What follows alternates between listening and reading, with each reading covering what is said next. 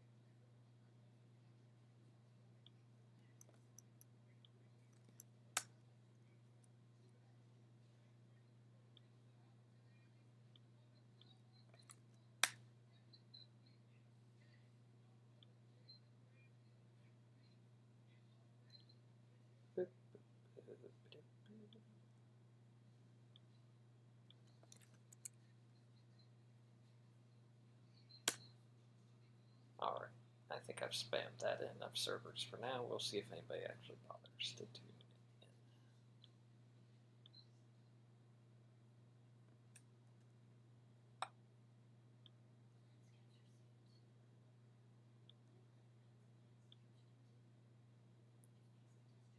Hello, Grim.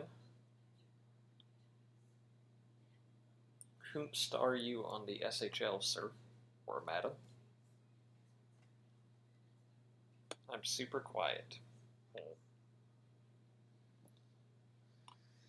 Let's see.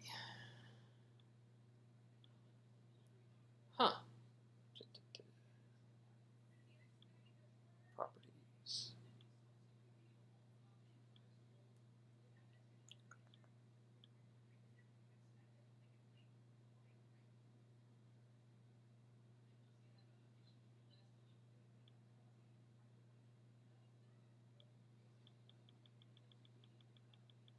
Yeah, that might have something to do with it.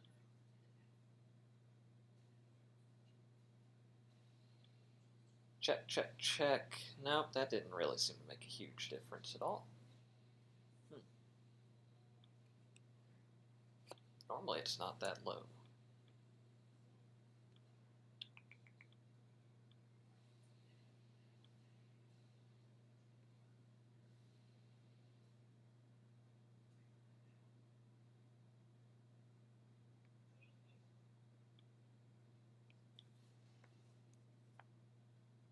Might check. Wow. That is certainly... Oh, okay. Thank you, Grim. The levels are still lower than I'm used to, but if it's listenable, then I'll leave it be. Sebastian, which I believe is Calicar, you can either submit them in the thread or here, either way. But yeah, definitely still plenty of time. I'm not going super duper live until 8. I just wanted to go ahead and get the stream going. And hello, Rich. Thank you for joining.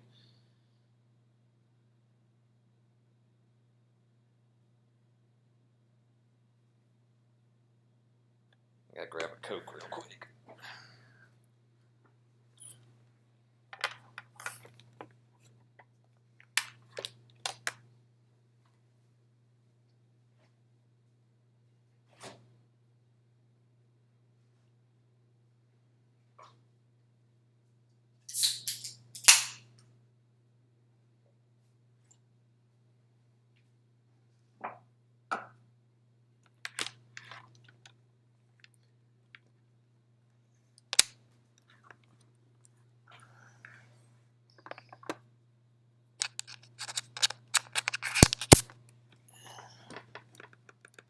Cool.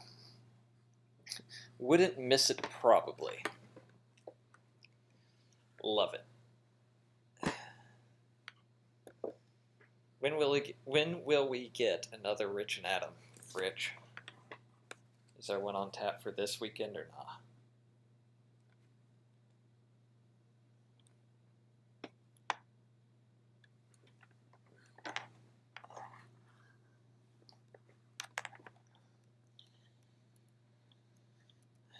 Calicar, see the question. I'm actually got copy and pasted into a note, so I remember to come back to it after I've read the questions thread.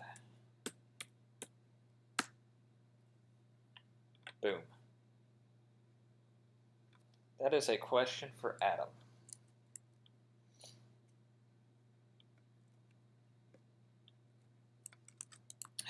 Let me just ping him on Discord then.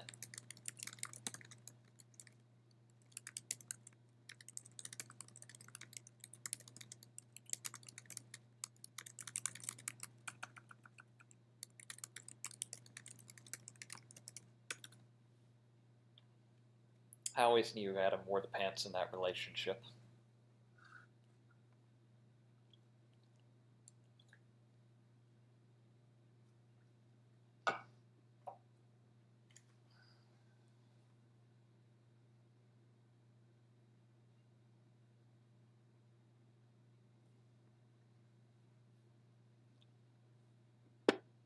He has been busy, you are correct.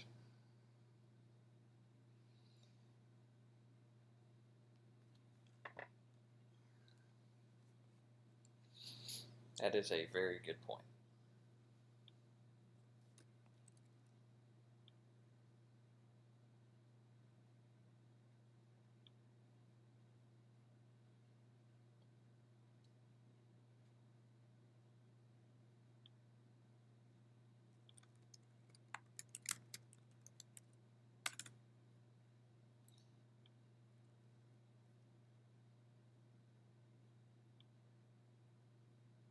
Here's a question. Okay. Who are you, by the way? Thoughts on the WJC commish hire? I feel like that's a hint. I do feel like that's a hint. Maybe I'm reading too much into it, but not a lot of questions about WJC commissioner hires around these parts. And I share a Discord with the guy who was hired.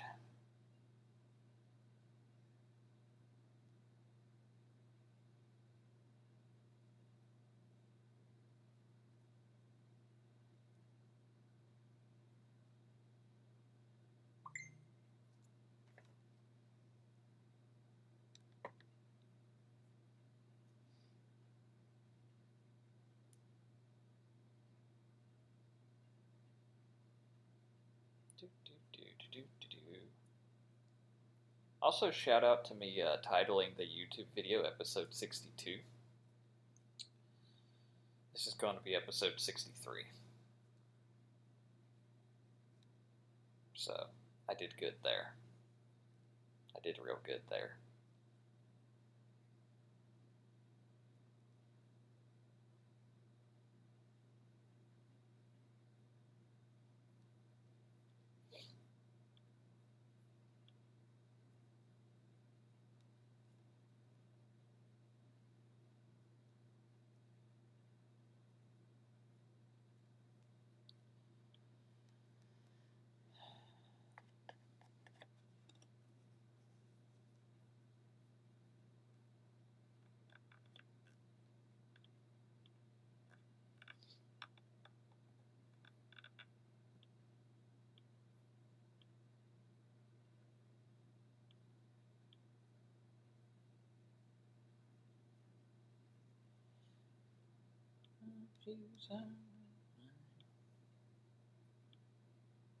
Oh, nope, that's not the tab I wanted to refresh at all.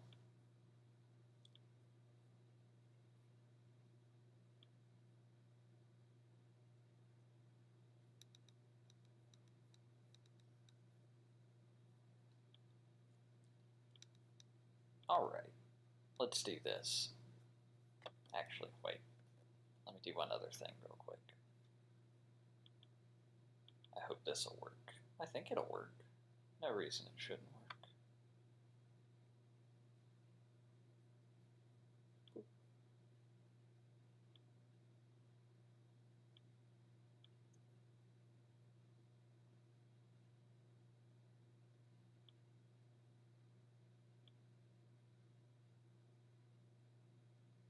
Hello, this is Zach. This is episode 63 of the podcast I'll regret making. Streaming this one live on the YouTube. So if you are here live, thank you for tuning in. If you're listening later, still, thanks for listening and stuff. Fun fact, this is the first episode of the podcast I recorded since freeing myself from head office. So that's pretty cool. Well, I'm sure that will come up. I know it comes up in the questions I have for the episode for sure. So we'll talk about that a little bit. We'll talk about season 50, the golden anniversary, as it were, will be. And got some questions here in the chat as well. I'm sure some more will be coming in along the way also.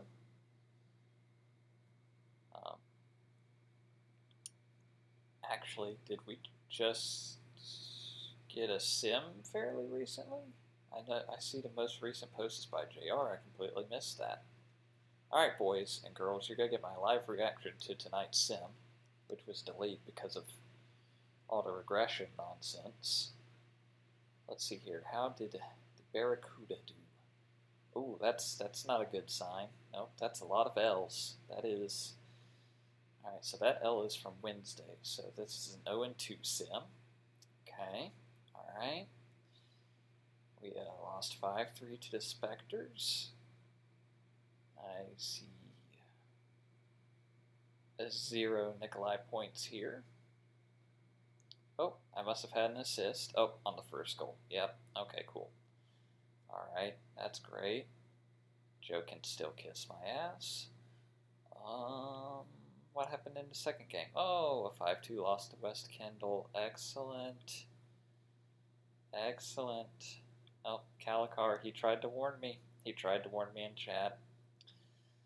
Yep, that's a 5-2 loss. Right. Ooh, gotta love going into the third period tied and giving up 3 unanswered. That's always a good time. Yes. Most excellent. Well, that was a sim. There have been many sims. This was certainly one of them. So where does that put us? Are we still second? We are. Okay, cool. We just lost some ground on Buffalo. you'll have that when you go into in a sim. Heck, West Kendall, TBH. I agree, Grim, even as you continue to insist on not telling me who you are in the SHL. So yeah, good start. Nice, strong 0-2 sim. Good times. Super thrilled about that. So with the 1 point I got, I am now at unable to discern alphabetical order. There we go. 18 points in 31 games. Yay, the life of a defenseman. I'm not even blocking a lot of shots this season. Really disappointing.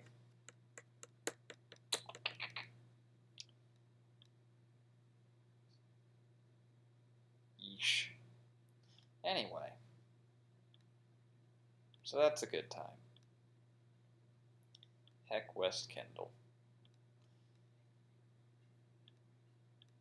Right, so this is my first episode since stepping down from head office, and that ties into the first question I have from Argar from the questions thread, easy for me to say. Talk about your experience as a member of the head office. Are you planning on reapplying for the position? Needless to say, this was asked before the applications were open. Or getting the hell out of there as soon as you can. My decision had already been made. In fact, that was kind of one really frustrating thing about the departure itself was I had told Eggy, like, probably right before playoffs, I guess, that I would not be applying for a second term.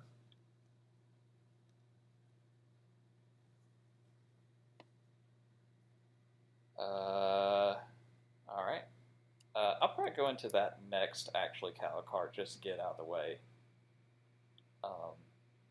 But let me, once I finish the one I'm on, so to speak. But yeah, for sure. Where was I? Oh yeah, I had told Eggy, like, I'm out after this season. I would not apply for a second term because my term was up. And so then it was like the season ended and the playoffs ended. I was like, okay, when are apps going up? And he's like, well, I'm waiting until after the draft. And I was like, oh, okay. Which I guess is like when they normally happen. So it's a matter of consistency. Oh, cool. I don't know if that notification went through the stream or not, but I just got an email, y'all. Which, like I said, if that's the schedule or whatever, fine.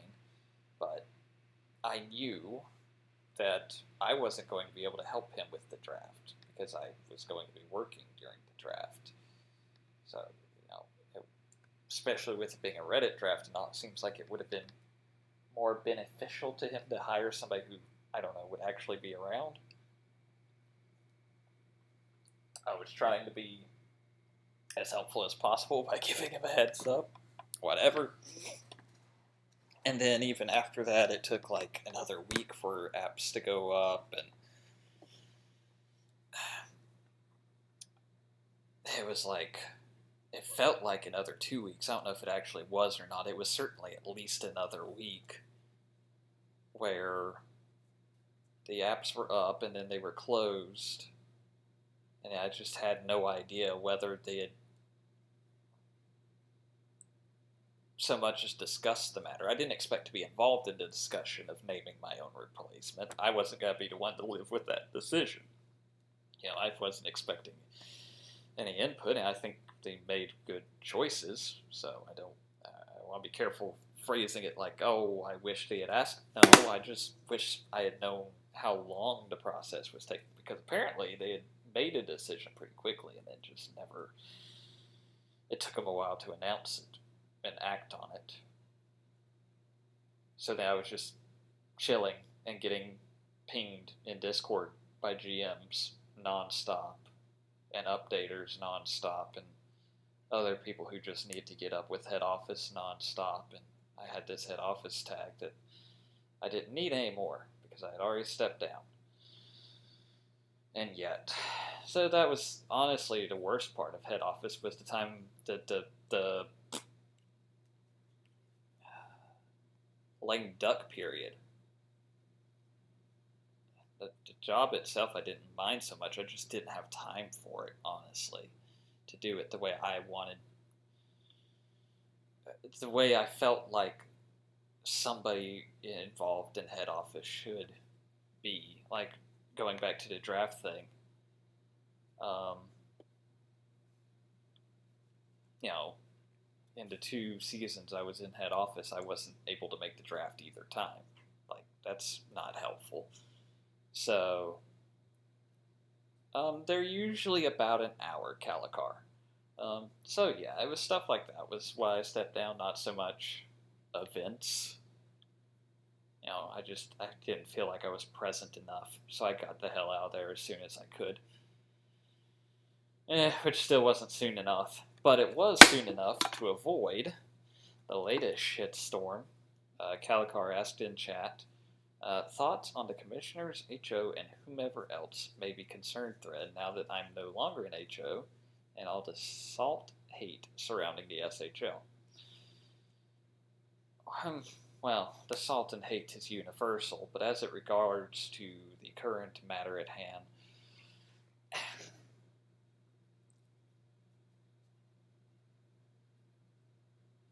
it kind of ties into a couple of different issues. The league as a whole needs to do a little bit of soul searching on this updating thing, because the regression issue has come up 2 or 3 times in the past 2 or 3 off seasons.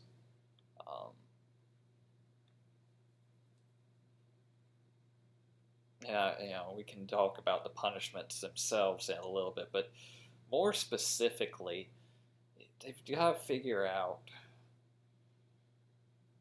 how to keep people from falling through the cracks, how to make sure off-season updates get processed, or if they don't get processed, that there's a procedure to ensure they either get processed or something. You can't have every season dudes just not getting updated because they did regression wrong, and then they start the season unregressed.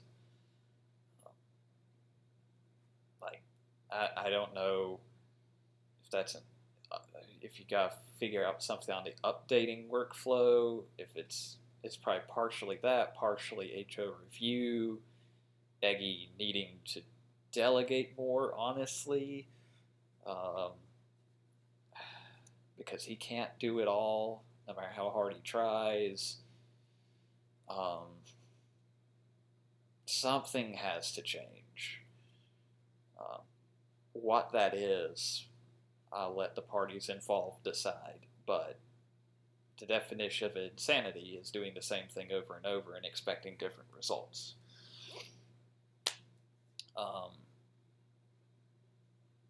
As it pertains to this instance, and I don't mind saying this a little more candidly now that I'm not in head office, I don't feel like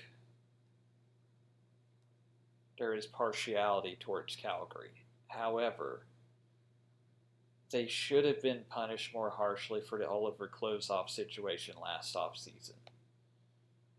And I don't mind saying that even though I was in head office at the time. That's my personal opinion. I was outvoted. It happens. To follow that up with,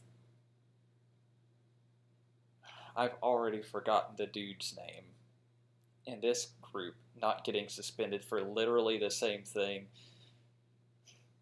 The argument I'm hearing for the Calgary player not getting suspended was that he at least attempted an update, which is incongruent with when Confusion screwed up his regression update a couple of seasons ago, or maybe it was last season. And granted, took a pretty light suspension that people still didn't like because they thought it should be harsher, but he did get suspended. So I don't know how we're sloping in that direction. And I think it is a coincidence that it happened to be, well, no. I don't think there is Calgary bias involved, but it's a terrible fucking look. It's a terrible, terrible look. And I really don't understand how all the players involved were not suspended. Um, that doesn't add up for me, but it doesn't have to.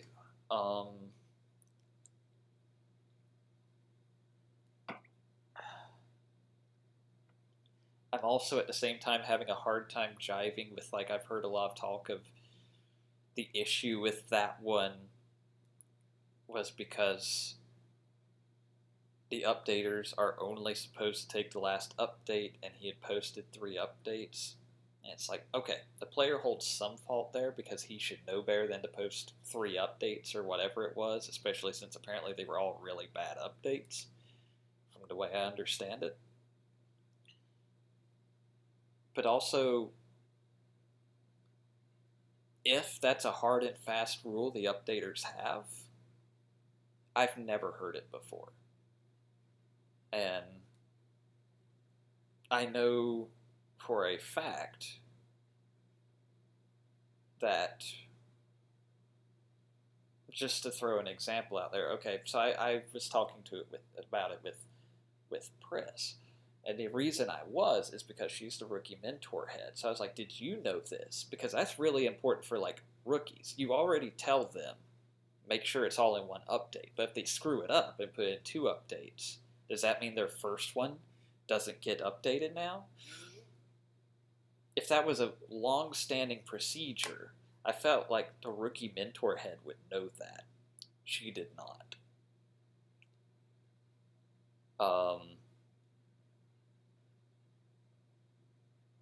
And it feels like it would be a really easy way to screw a rookie right at the beginning if that's really a hard and fast rule. I don't think it is. I feel like that's something that's getting pulled out of somebody's ass. If I'm just being honest and frank. Yes, we all know it's all supposed to be one update. But I've never heard if there's a multiple update issue, then one literally just gets completely ignored. Hard and fast, no ifs, ands, or buts about it. And I feel like I would have with the number of times it probably happens with rookies who don't know any better. Again, that doesn't absolve the fact that clearly this guy on Calgary knew better. So whatever you do with him is whatever you do with him, but I just have a hard time buying that. Well, I was just following the rules on that, because I feel like that's not a rule. And if I'm wrong, so be it. But if it is a rule, you need to advertise the MFR better, because that's a big one. that's a big one that some people who need to know about it don't know about. Just rolling that out there, and you do with that information what you will.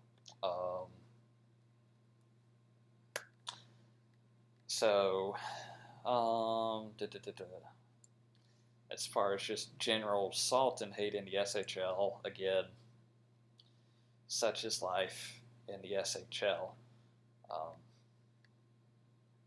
I mean, that's like, yeah, just another day. It ends in Y. So, you'll have that. I will now pivot back to Ardar's questions. What would make a good member of the head office based on your own experience, within the group?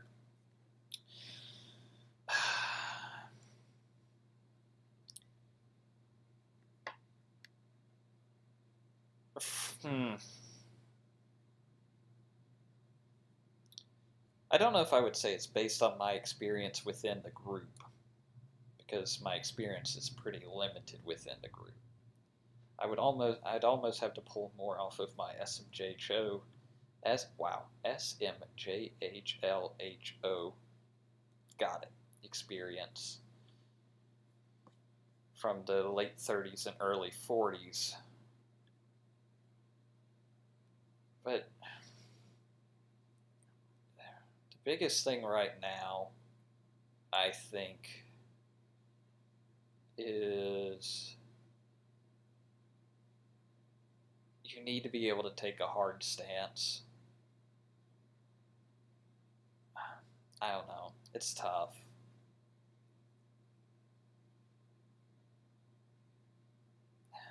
Because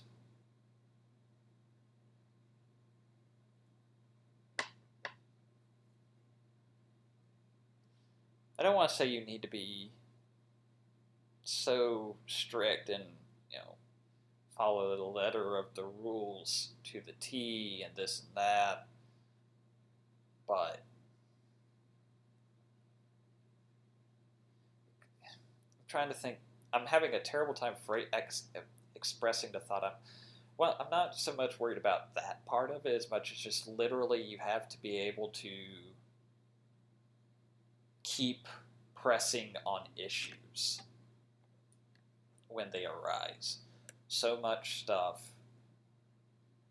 I just didn't have the time for it. I had the mindset for it, but I didn't have the time to literally, every day or every other day look at an issue that, all right, we have talked about this in a little bit. Let's keep the ball rolling. It's almost a babysitting type deal where talk will happen and then something will just fall flat. And that's when you've got to stay on top of people and make sure stuff keeps happening.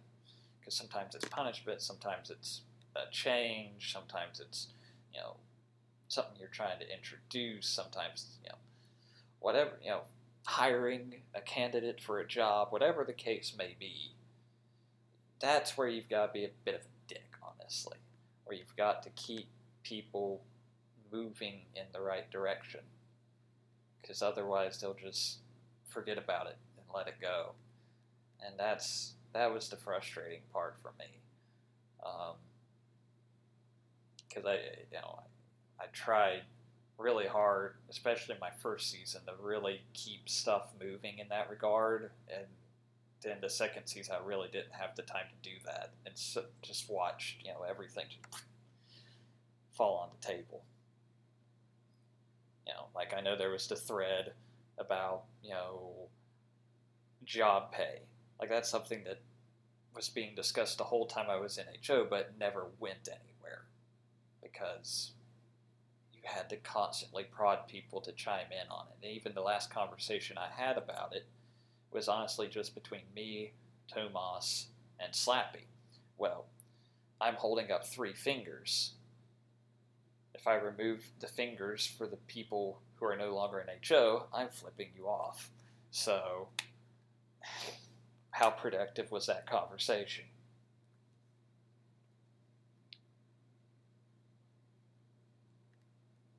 Just, that's where, hopefully, especially now that we know Argar is one of the people who was hired, so I'm kind of talking directly to him here. That's going to be the hard part of the job, is keeping people moving forward on issues so that they don't just fall by the wayside. Because if we can do that, there's a lot of stuff the league can accomplish in a short amount of time. It's really difficult. And I almost wish we didn't have the terms and the head office type stuff. I was having this conversation in one Discord this week. I almost wish we could find a group of just like 5 or 6 people, if that many, maybe even fewer, and they were just the head office. And you had your commissioner, your co-commissioner, and they were like the most dedicated people to the league. And it wouldn't even matter if they were GMs, if it was a simmer, whatever. If those are the people who have proven that they are that dedicated to the league, then just let them be head office. Let them make the important decisions. Let them have that continuity so that there's never, okay, every offseason you got to kick out 2 people and vote in 2 people and get them caught up on everything that happened the past season and start from scratch on other stuff because the guy who was spearheading this one thing is now gone. And just scrap all of that and just have a group of people committed to making the site better. And ruling. Hell, I still think. I wish, honestly, at that point, it'd be really nice to then just have a separate committee of people to worry about the discipline shit and just let the head office work on making the site better. That's probably being a little optimistic, but I can dream, right? That's how I envision a perfect scenario. But that would require changing things, and the SHL really doesn't like change, so I'm not holding my breath on that. But they would especially scream and yell because more than likely my idea of a perfect head office would involve a lot of, frankly, like just, I'm not saying these people would be interested, but you're talking like, or even necessarily the five I would pick, but just naming names off the top of my head, some people in the caliber of like Eggy, Argar, JR, Asa. He wouldn't, but Asa. Um, people who have held jobs for a significant amount of time, high-profile jobs, and clearly care about the league. But my conflict of interest, so it'll never happen. But whatever. We'll just keep doing this Wheel of Fortune bullshit every season. Expectations for Nikolai Evans. What are expectations for that knucklehead at this point? I don't know. I hit 1,000 TPE today. Cheers to me for that.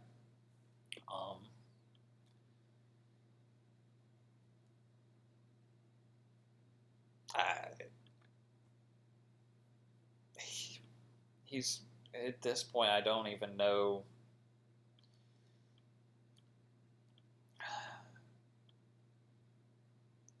I look at the sim to root for Tampa Bay at this point. I barely even bother looking at Nikolai's numbers because he exists. He's not terrible. He's not great. He exists. So, fortunately, Tampa is doing really well. So sims still tend to bring me a lot of joy, but it's not for looking at Nikolai and saying, "Oh man, look at me go." No, it's been a little disappointing, but fortunately, I'm on a team that I'm happy to see do well. So there is that. The Rock says hi in all caps. Hello, The Rock. Noted sports entertainer and actor. Thank you, Argar, for the questions.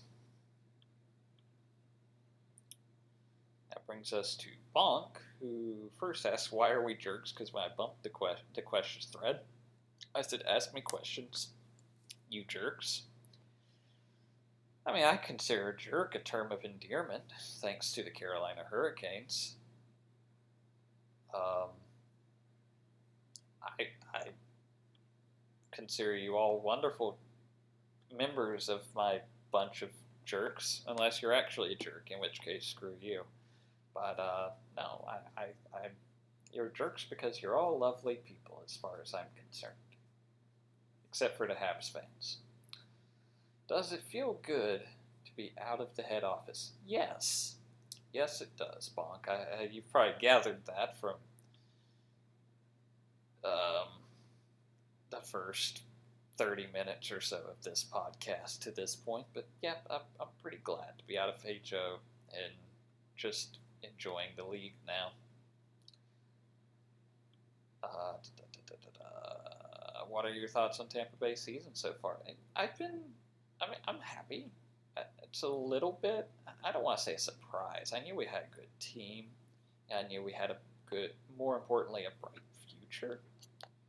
But I didn't know, it's always tough to gauge what season it's going to really click. And you kind of make that jump from, we'll make the playoffs perhaps, to, being a legitimately good team. In the case of Tampa, I mean, we're second in the East right now, but we have the best goal differential. the fewest goals allowed, like just actually a really good team. Um, and it happened to click this season. So, I can't say I expected it to be. I knew we were capable of a season like this. I just didn't know when it would happen. So, here it is.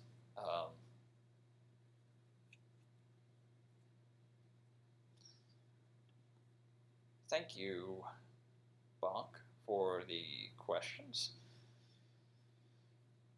That brings us to Calicar asked me another question in chat. Okay, who will have the most successful career between Nikolai Evans and Anastasia Okoivu? Well, clearly I will. Clearly Nikolai is going to be the more successful player, and I can already hear some of you saying,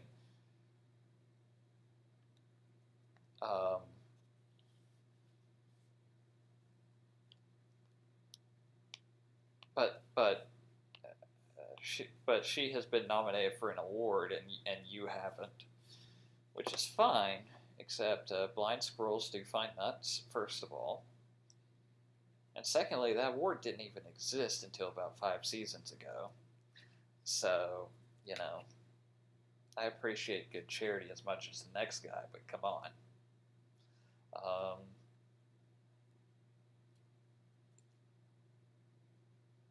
We all know that the one, and I hesitate to use the word productive ability in Okoivu's arsenal is being a goon. Let's see, how many PIMs is our dear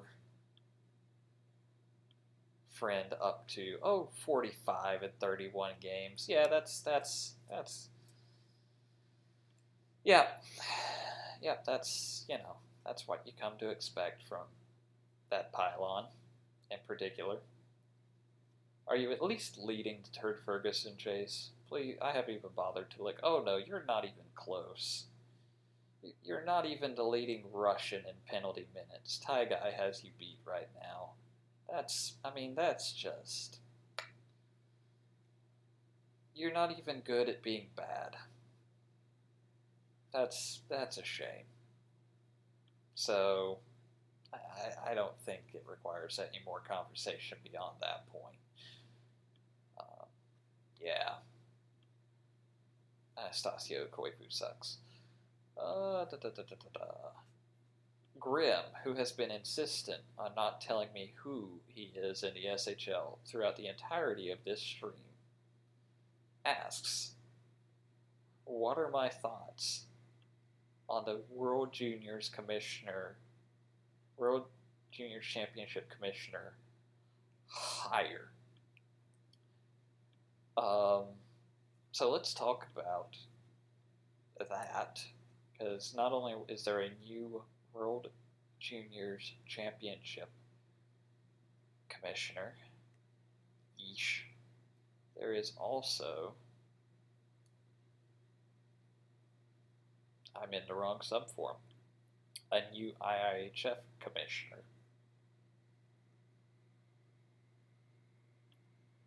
It's really easy to find announcements when you're not stupid, but unfortunately, I am. So here we are. Is it under job postings? Found it. Phenomenal.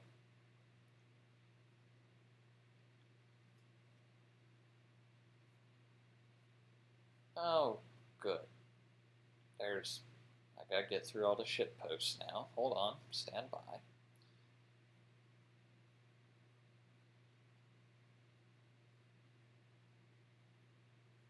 Good lord. I think it was on the first page. It was on the first page. I did this all wrong. There we go. So, oh wow, I was expecting some. I went to the post so I could read this formal announcement, and instead it's just. How did I already lose the thread? There we go. Happy to announce Nikanax and Flareon as our IHF and World Junior Commissioners, respectively. Wow, that was anticlimactic.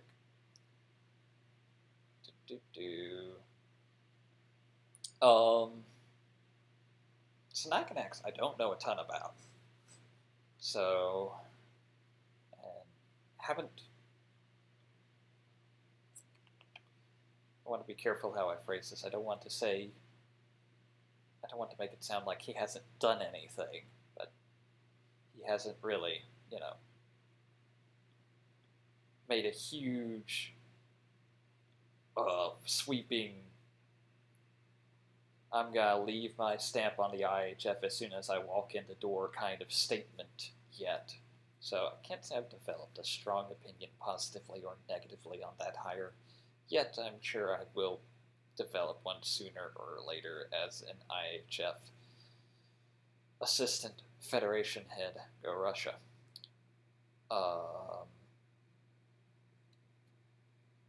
Flareon is a very cool dude who I'm sure will be great for World Juniors Commissioner, despite the fact that he likes the worst evolution. Unquestionably the worst evolution. So, otherwise, wishing him all the best. Grim, whoever that may be, also says Tampa Bay. He spelled it with a B instead of a P. He's a very smart person, doing well because New England and Manhattan being shit changed my mind.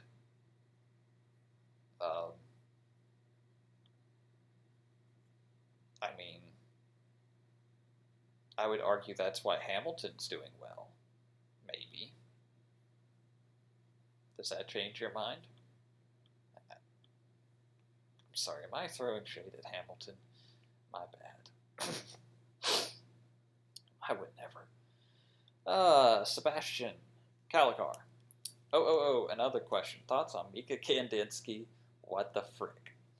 So, this has been one of my favorite storylines to follow. Partially because of my ties to Russia, because the Russian rookie on the Toronto North Stars, Mika Kandinsky, and we have to be really careful with this one, because even though it's been beat into my head, because Kandinsky is Russian, that he is a male, and I shouldn't have any issues with this, especially as a Formula One fan, because Mika Hakkinen, although not Russian, was a dude. But I really, for whatever reason, keep seeing Mika and want it to be a girl in my head. So hopefully I will not call him a her or a she at any point during this discussion, but no promises. Mika Kandinsky absolutely tearing it up in Toronto. Currently third in the league in goals. Currently fourth in points with 40 points in 32 games. I remember earlier this season actually talking to Toman, the all-knowing historian of the SHL that he is, and I was like, what is like the modern era record for scoring by a rookie? Because I'm sure back in the inflation era between seasons 9 and 11, there was probably a rookie that had like 65 points or something stupid like that. But in the modern era, what is the record? And it is almost broken already, because it was Drunken Teddy's player, Robert Phelps, in season 37. He had 44 points as a rookie for Hamilton. And so, assuming Amika he can score at least 5 points in the next 18 games, that record is smoked.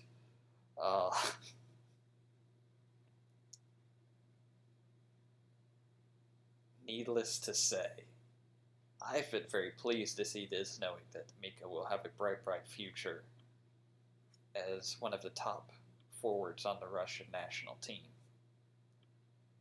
it has also been hilarious to see many, many people salty about it. So, yeah, I get it. Simon T. will Simon T. Is Mika Hakkinen? Nope, Mika Kandinsky. That's not the mistake I was expecting to make during this. Is Mika Kandinsky truly a top 5 player in the SHL? No, probably not. Is it a coincidence that 3 of the top 5 play for Toronto when Mikhail Lokotanov is there? No, probably not. But it still makes me very, very happy.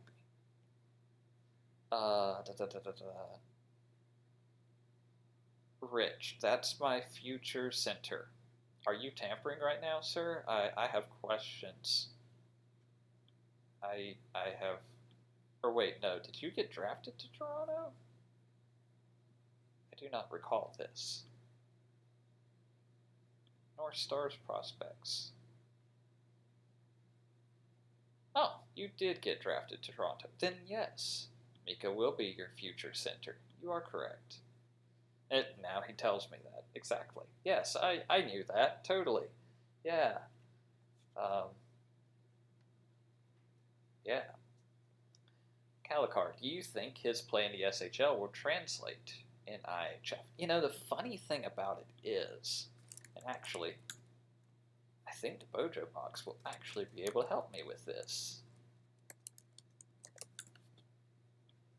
Mika in IHF has always kind of punched above his weight, honestly. Plugged him in as a true rookie in season 47, and he had 4 points in 12 games, which, you know, doesn't sound super impressive, but it was 4 points as a fourth line center. I'm pretty sure we played him as a center that season. Definitely fourth line, though. 4 points in, you know, I mean, that was a little over a point per 20 minutes in very limited ice time. You know, really surprising for a rookie player who hadn't even hit 350 TPE yet. And then second season in IHF, same thing, 4 points. That time it was 2 goals and 2 assists instead of 3 goals and 1 assist. Still, it's like, okay, cool, neat. And in this past tournament, it actually worked out where Mika was able to unbank because he knew he was getting called up to Toronto and he had been knocked out of playoffs before the final update went in for the international tournament. And he had 10 points in 12 games. So he's always been a player that kind of punched above his weight, at least in terms of TPE, playing for Russia. And last season, we actually had him as a second line winger. So he was getting a considerable amount of ice time and was part of that. We went to the semifinals. So actually, I think, yeah, he played like 20 minutes a game last tournament. And granted, the Bojo box is only showing the round robin numbers, but still. So actually, let me pull up the medal round numbers for Mika real quick from last tournament because I don't really remember what anybody's numbers were from the medal rounds. I just know we played 3 games. IHF.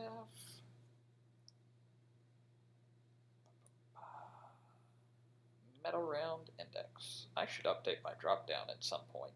That's a random aside. Scoring. Russia. This isn't even going to include the bronze medal game, unfortunately. 1 point in 2 games. S49 bronze. Alright, let's jump to the box score for this. Wherever you may be.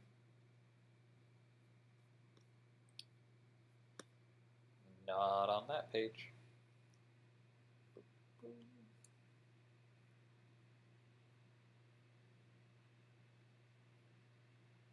Did you not drop the game link, my friend? Maybe it's in here. Oh, there's the bronze medal game link. Here we go. Did you have any points in the bronze medal game?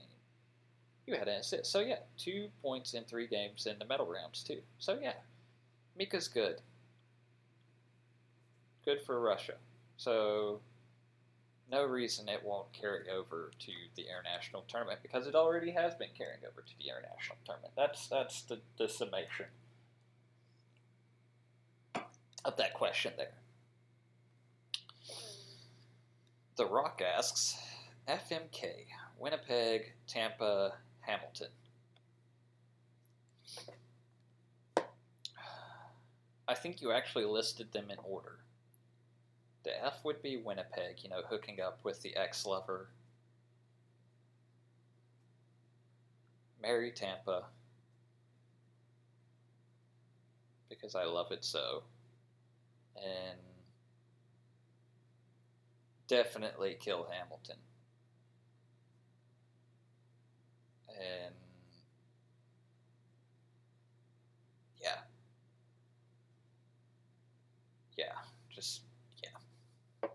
That's all that really needs to be said there. That's actually a pretty straightforward question.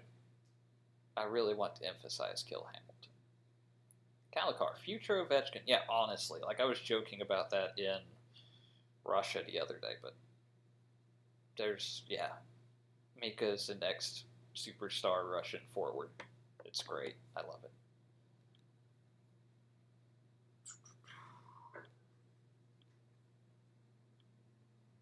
That actually has me out of questions at the moment. So unless chat bails me out here, we might be wrapping up here soon.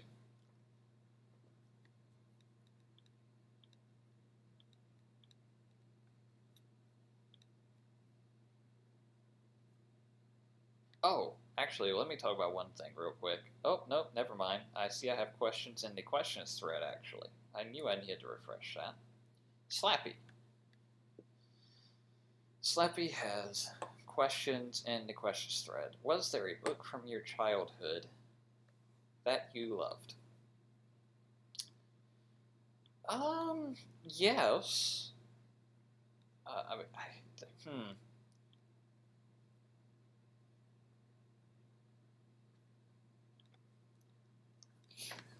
I mean, the problem, the struggle I'm having here to answer this question is I remember, I read a lot as a kid, actually to the point that pissed off my kindergarten teacher, which is a funny story, actually, because I learned to read in, preschool.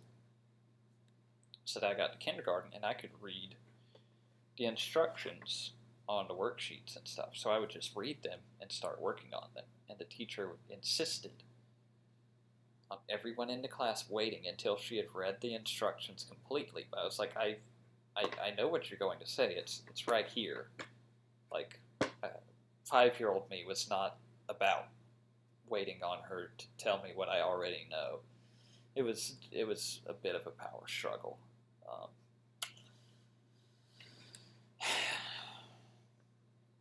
So I'm trying to remember now, if there was one that really stuck, because I had when I was that little, super little, I had tons of the Dr. Seuss books. Then I got older. I remember reading a lot of Hardy Boys. I remember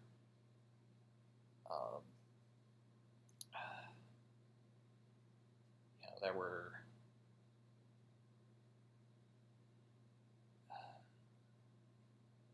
I'm just trying to think if this talking strictly childhood, if there was one of those Dr. Seuss books that really stood out.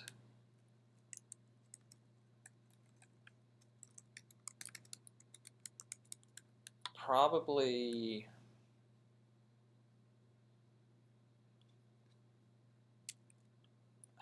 I don't know.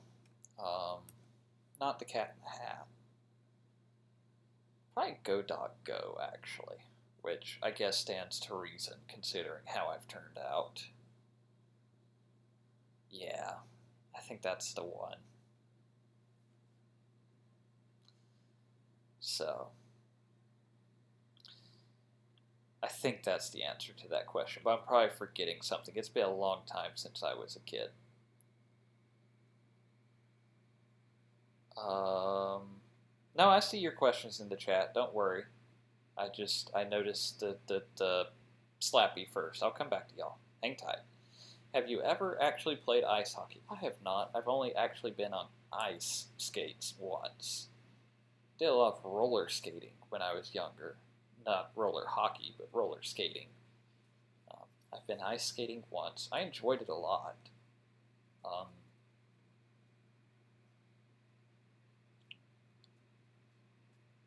I feel like I could probably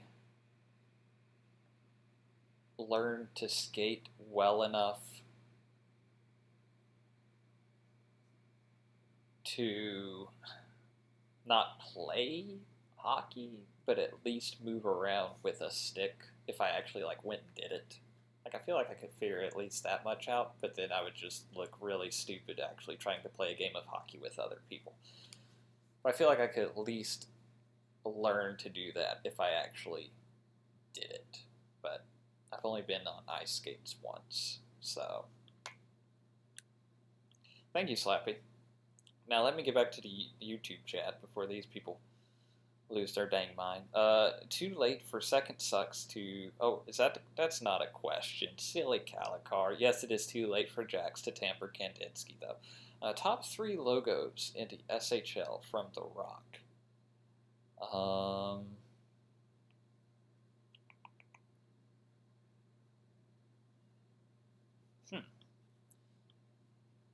Uh, ba, ba, ba, ba.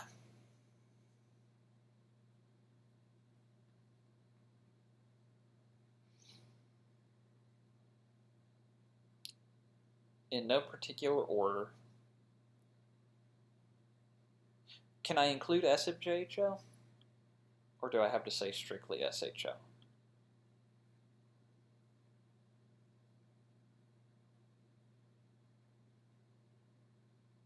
No. I have to say. Okay. So SHL only. Okay, then I would probably say, in no particular order, West Kendall, Los Angeles, and New Orleans. That's probably my 3.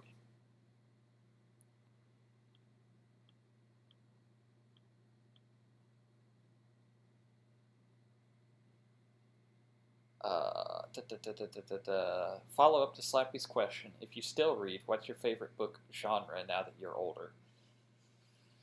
I mostly read like nonfiction, especially like I don't read as much as I used to. I went through a stretch at one point where I was actually doing a fair amount of reading because what I would do is I would get a book on like my Kindle app on my phone and on my lunch breaks at work.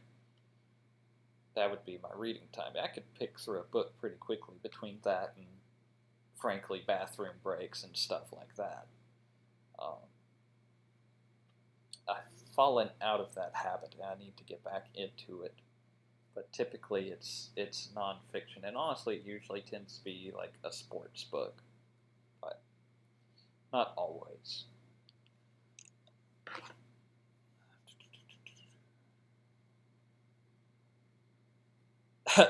Poor Calicar. He was expecting me to say the Kudus. Chomp chomp water dog. I mean, it's a fine logo. I like the colors. I like that it's not the Seattle Riot. Here's a hot take for you, but I wouldn't put it in my top 3.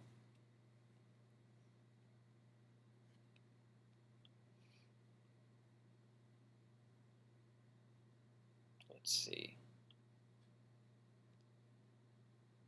Can The Rock save the SHL? I don't think anybody can save the SHL. Did I miss anything else? Winnipeg home return inbound. Never say never, but I'm pretty happy in Tampa right now. Hashtag bring back the riot. No, that's not necessary.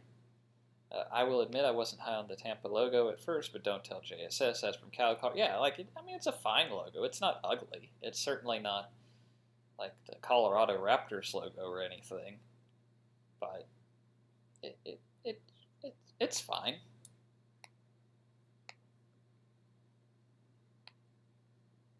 Speaking of which, shout out to Kelowna actually while we're on this topic, because like they did a really good job of like updating their logo without like going full stupid. Like it's still a very nice, classy logo. Kind of like when Detroit updated their look a few seasons back, or I guess it's probably been more than a few at this point. Like same vein. Like you took an okay logo, made it pretty good without completely nuking your identity. Well done. Well done, guys.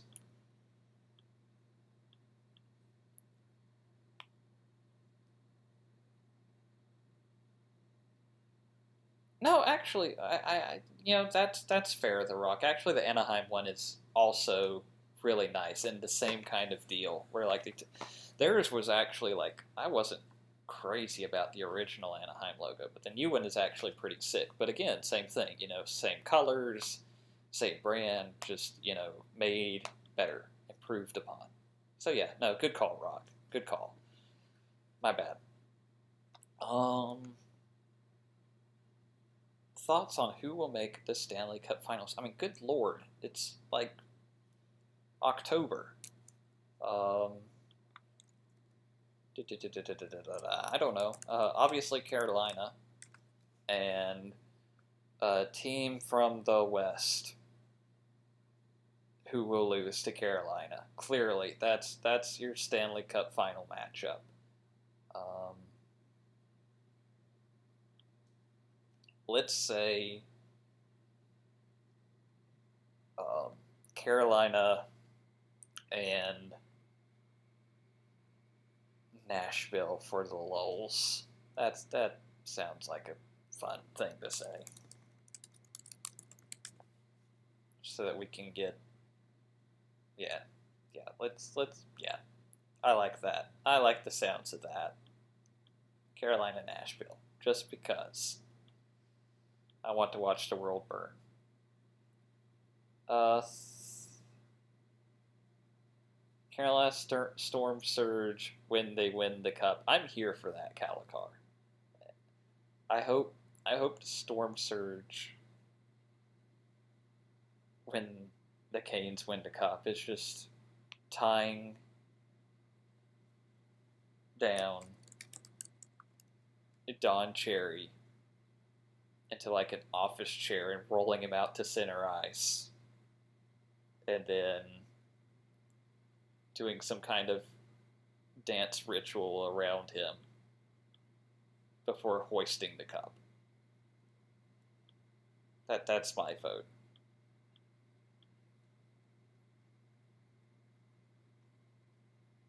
Did you almost die when the Habs almost signed Aho? That was never going to happen.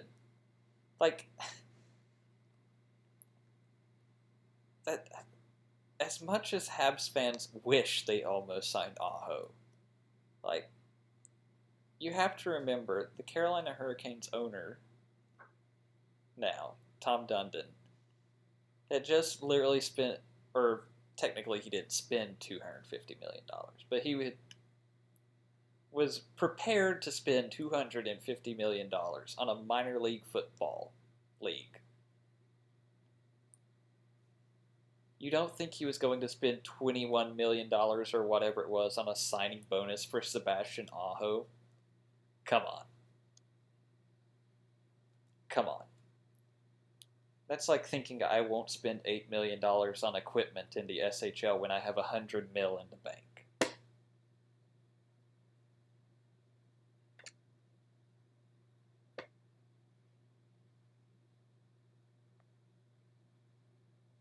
There was never a point when the Habs were going to sign Aho. Thoughts on Carolina's match against the Ducks tomorrow? This West Coast swing has actually been pretty brutal. Fortunately, we picked up the win on, I guess that was Tuesday,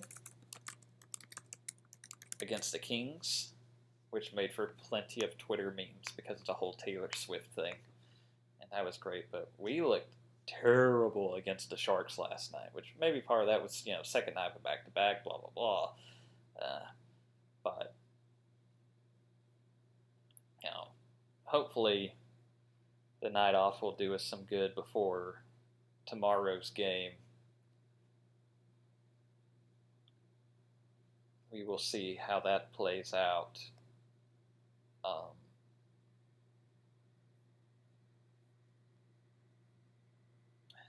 The Ducks are pretty good, though, so I don't know. I mean, they're not. Let's see, what are they right now, record-wise, actually?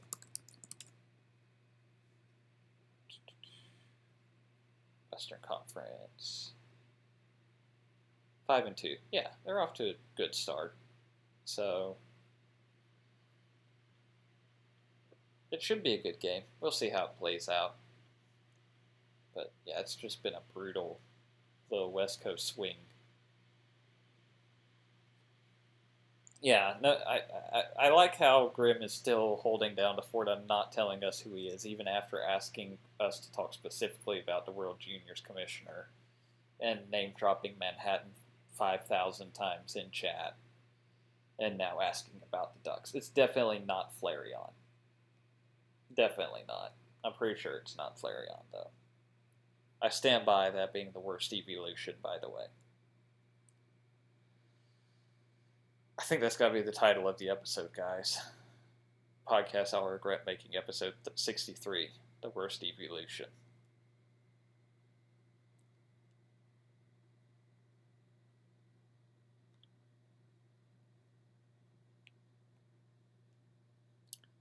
So, let me refresh the questions thread real quick. Boop, boop, boop. Nothing new in the thread of questions.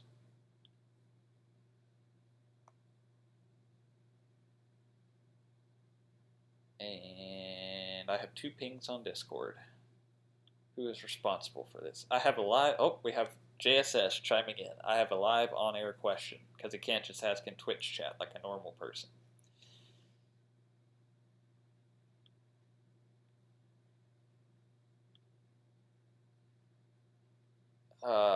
Would you rather have all your debts paid off, assuming you have, or see Carolina win 3 cups in the next 10 seasons?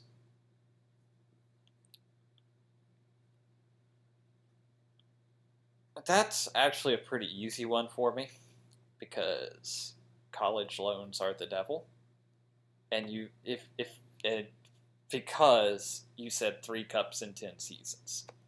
If it was, would I rather have my debts paid off or have a cup? Like a cup this season or something like that,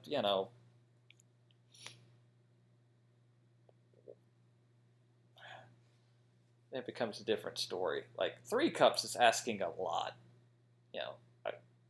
I'm good with 1. I'm not greedy.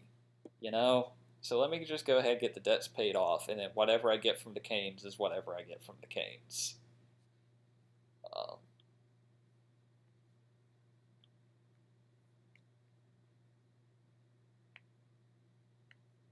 Yeah, college loans are the devil.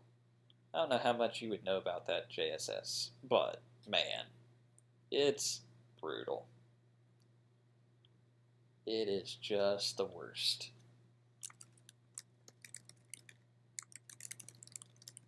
And I would gladly have that off my plate. Other than that, I don't have a ton of debt. It's just, if I could have my debts paid off and have 1 Hurricanes Cup, that's a pretty good compromise.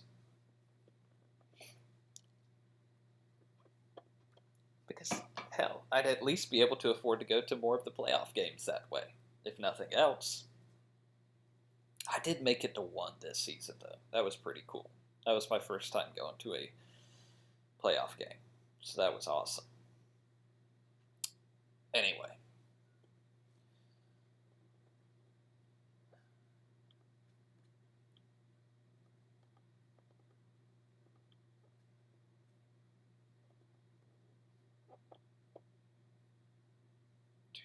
I think.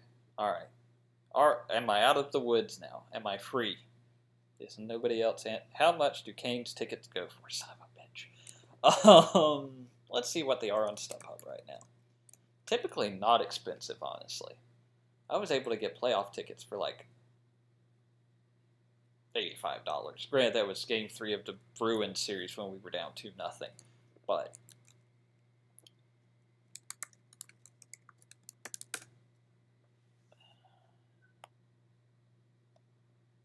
let's see, the next home game, tickets start at $34, and that's against the Blackhawks. So there's tickets going a couple of Tuesdays from now against Calgary, starting at 15. Home game against Detroit, starting at 25. New Jersey, 23. The Rangers, 19. Wow. If you're feeling real frisky, you can, Monday, November 11th, the vaunted Ottawa Senators are coming to PNC Arena, and you can find tickets for as low as $12 for that barn burner. Yeah. So that's all you need to know about that. I actually just randomly clicked on a lower level section, and there's like lower level seats going for like $35 for that game. So, yeah.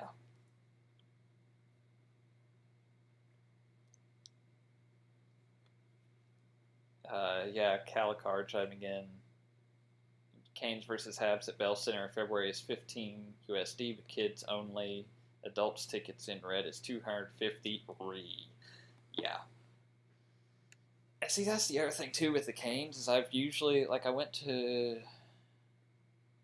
one game last year where I was able to get like 2 lower level seats for $70 because I was able to do it as part of like a promotion where it was like half of the money from the tickets was going towards raising money for NC State's club hockey team because they had qualified for nationals, but of course it's a club team, so they didn't really have, especially NC State, like no disrespect to them or whatever, but there's not, as a club hockey team in North Carolina, you don't exactly include trip to nationals in the budget going into the fiscal year. So they were like, okay, cool, we qualify for nationals, now we have to get there. So they were doing all kinds of fundraisers and stuff, and that was one of the things they were able to do. And even though I am, as Slappy loves to say, a shitheel and a fan of the North Carolina Tar Heels, and most definitely not the NC State Wolfpack, that was just too cool to not, A, pass up the opportunity to go get lower level seats for $35 a pop, and B, just throw a couple of bucks their way to help them go to nationals. Like, I couldn't pass that up. So, unfortunately, that was the game where we got completely curb stomped by the Winnipeg Jets last season by a final score of 8-1. So that was a bad time. But I was there. I was there cheap. So, yeah.